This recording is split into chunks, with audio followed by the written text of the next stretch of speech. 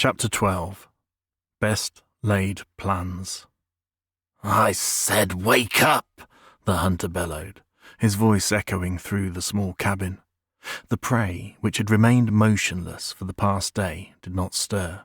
Frustration flared in the hunter's eyes as he kicked the large beast curled up before him. "Wake up!" he commanded again.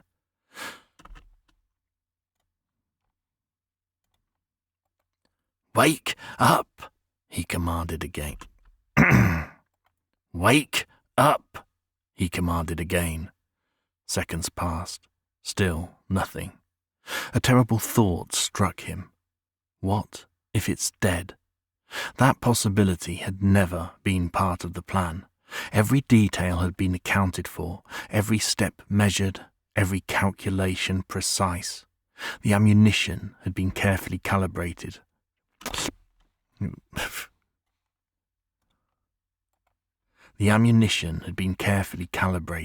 Checked and double-checked. The gun, brand new, had functioned flawlessly. The plan was executed perfectly. So how had this happened? Desperation creeping in, the hunter kicked the creature again, harder this time, but the prey lay still.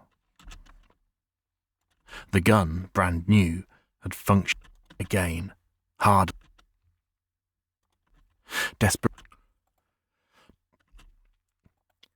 Desperation creeping in, the hunter. Desperation creeping in, the hunter kicked the creature again, harder this time, but the prey lay still. A wave of panic surged through him. He dropped to his knees and pressed his fingers against the animal's thick neck, searching for a pulse. Nothing. Sweat trickled down his forehead. His hands trembled. This wasn't supposed to happen. "You can't die," he whispered hoarsely. "I need you." With frantic hands, he checked again for breath, any sign of life, but the body was cold and stiff. "No!" he roared, his cry shattering the quiet of the morning. His voice carried beyond the cabin walls, spilling into the hills and vanishing into the trees. Staggering backward, he collapsed into a chair, his elbows resting on his knees. He buried his face in his hands, fingers gripping his hair. How could I have been so careless? He should have checked yesterday. He should have made sure the creature was still alive. He should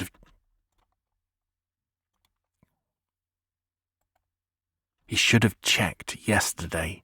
He should have made sure the creature was still alive. Sunlight seeped through the window, casting dim streaks of light across the room. The day he had waited for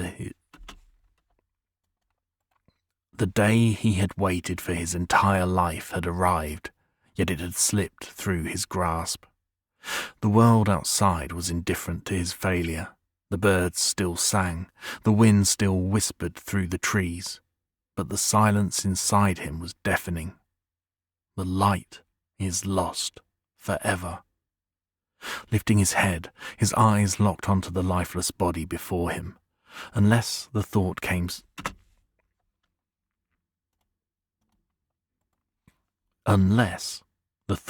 suddenly, unbidden. A new plan, a reckless, dangerous plan, began forming in his mind. Complicated, risky, but perhaps the only chance he had left. He sat motionless, working through the details. If it failed, he was finished. But if it succeeded, the mountain would be his, as it should be. The mountain would be his. The mountain would be his, as it should be, as it was meant to be, in spite of his father.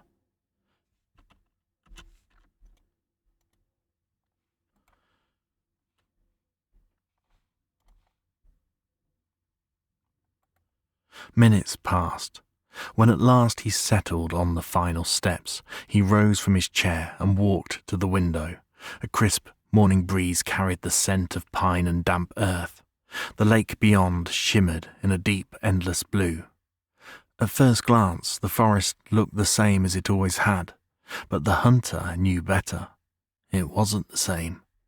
As a boy, deer had been plentiful, easy to track, easy to hunt, but man and beast had taken too much for too long. Now, only a few of the creatures remained. It had been years since he last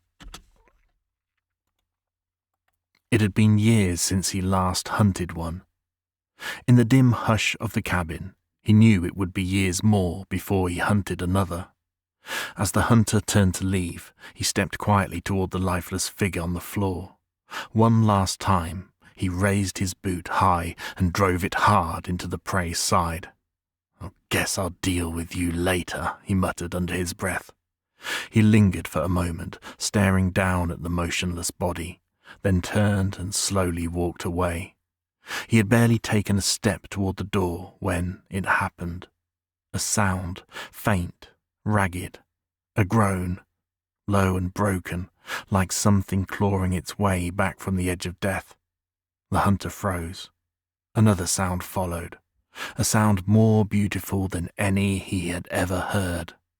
A voice, weak, strained, alive. From the floor, the prey, the man, shifted, rolled onto his side. From the floor,